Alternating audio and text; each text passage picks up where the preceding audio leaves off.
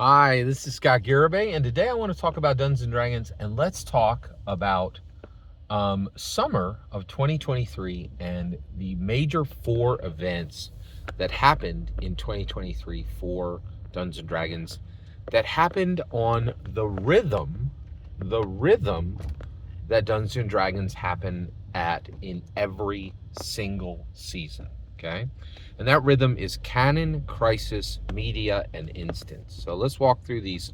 This happens in every single season. These things happen on Dungeons and Dragons. It's pretty incredible. So what was the canon event that happened in 2023 summer? Well, the first thing that happened was the Canon hardback Big B Presents Glory of the Giants.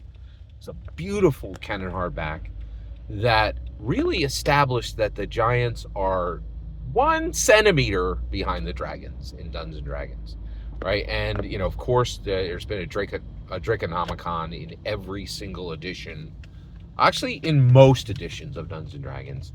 But the Giants have never had their own canon hardback that did everything that Big B Presents Glory of the Giants did.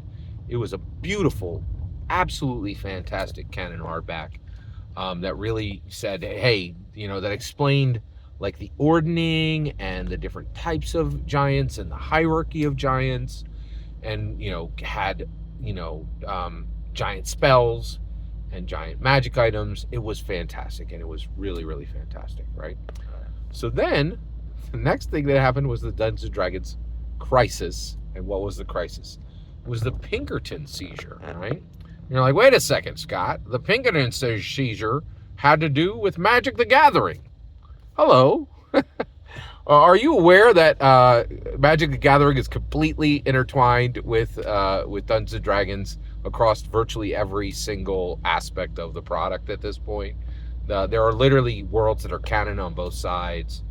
Secret Lairs carries all kinds of Dungeons and Dragons content constantly, right? And that really Magic the Gathering really doesn't stand as a unique separate product in any way anymore, because basically they've intertwined it with multiple sets and across multiple intellectual properties, and and very much braided Magic the Gathering to Dungeons and Dragons, right?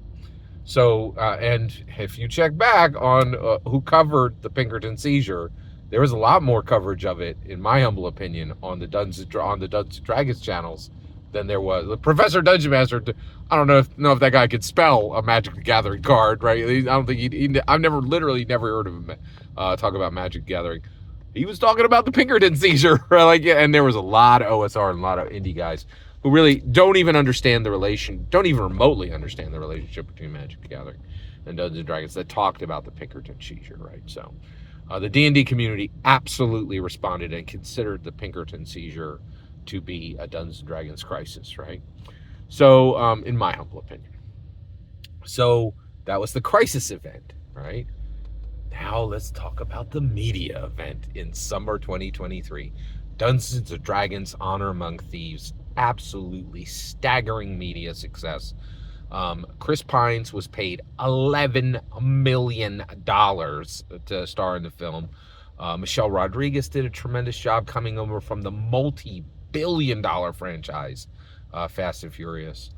And real Hollywood stars, Justice Smith coming from literally the live-action Pokemon film, Sophia Lillis coming over from the massive It success.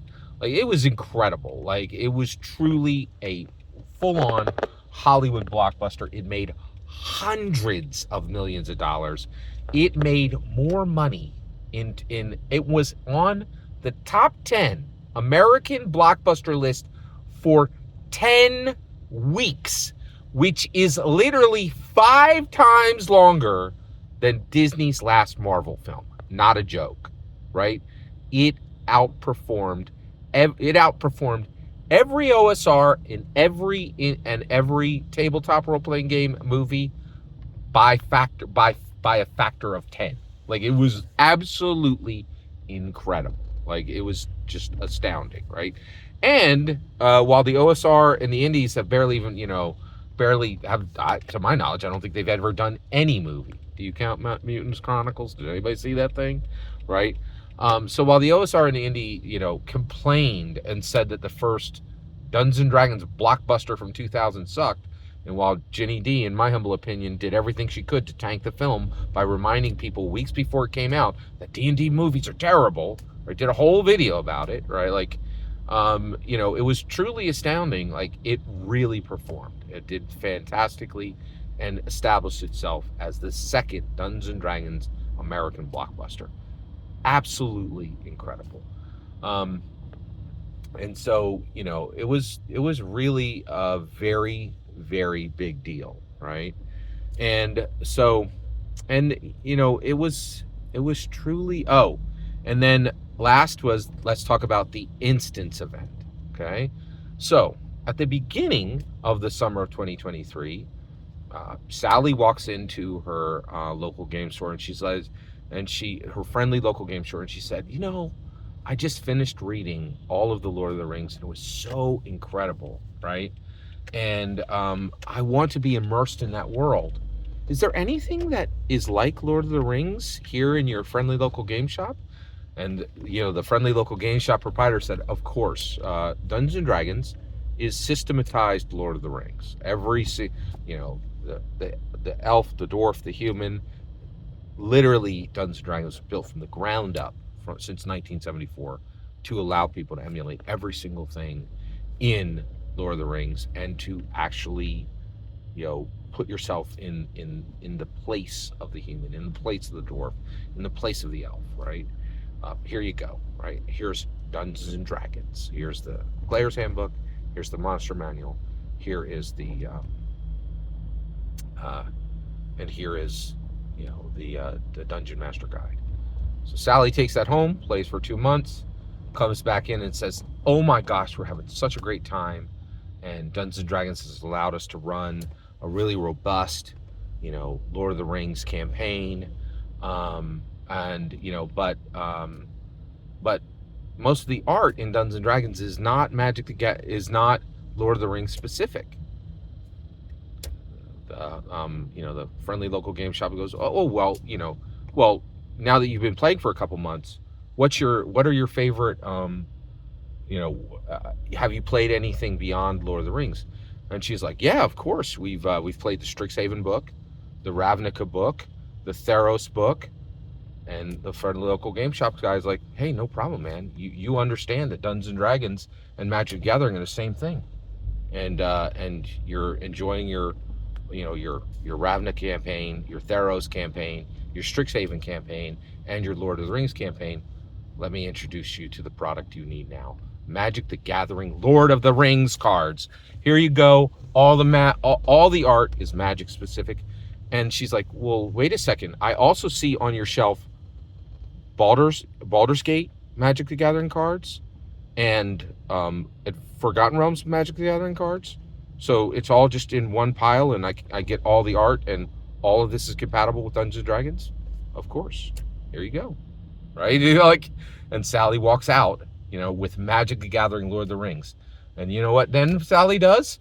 She pulls a $10,000 serialized card and goes, oh my gosh, am I so glad I started playing Dungeons & Dragons, because now I'm $10,000 richer.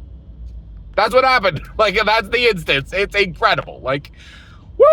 Dungeons & Dragons is freaking amazing. It is, it is astounding. It is truly, truly astounding, right? And Sally's life is richer because she, started playing Dungeons & Dragons and immediately parlayed that into the Dungeons & Dragons, into the collectible card game that is intimately tied into Dungeons & Dragons, which is Magic the Gathering, right? It's incredible, right? That is 2023 summer, right? Congratulations, Sally. Every single word of that is my humble opinion on all the best, coolest things that happened in Magic the Gathering, actually in Dungeons & Dragons and Magic the Gathering in 2023 summer. And that is Dungeons & Dragons Heartbeat. It happens in every season, Canon, Crisis, Media, Instance. Thank you very much for letting me share the present history of Dungeons & Dragons in 2023 with you. That is Dungeons & Dragons Summer 2023 in my humble opinion. What's your humble opinion? Let me know in the comments below. Please consider liking and subscribing, and have a wonderful millennium.